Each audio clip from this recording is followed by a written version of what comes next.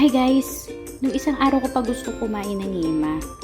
So wala akong mabila ng yema dito sa Malaysia, kaya ang ginawa ko, nagluto ako.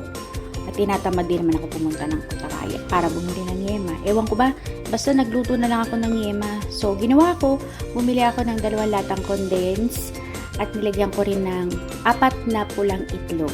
Siyempre, halo-halo ang lola mo, halo-halo, hanggang sa ito na po yung consistency na kailangan natin para mabilog natin siya. In fairness, nakakapagod po siyang haluin, nakakangawit sa braso, extra challenge po ang paghalo sa kanya. In fairness, after siguro mga feeling ko, siguro 1 oras ko siyang hinahalo. Siguro dahil sa malaki yung latang nabili ko. O wait lang, ngayon binilog ko na ha. Finally, nakapagbilog na po tayo ng yema. Pero syempre guys, hindi po ito yung yema na hinahanap natin.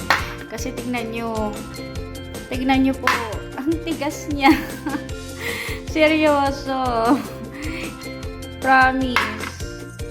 So, technically po, nakakasad ang nangyari ngayong araw na to. Akala ko pa naman makakain ako ng masarap na yema. Pero yung nangyari, sobrang tigas po niya talaga. Di bale, first time ko pa lang naman. Diba? Lahat naman ng first time, may second chance. So, paano sa second chance na lang uli? Ciao!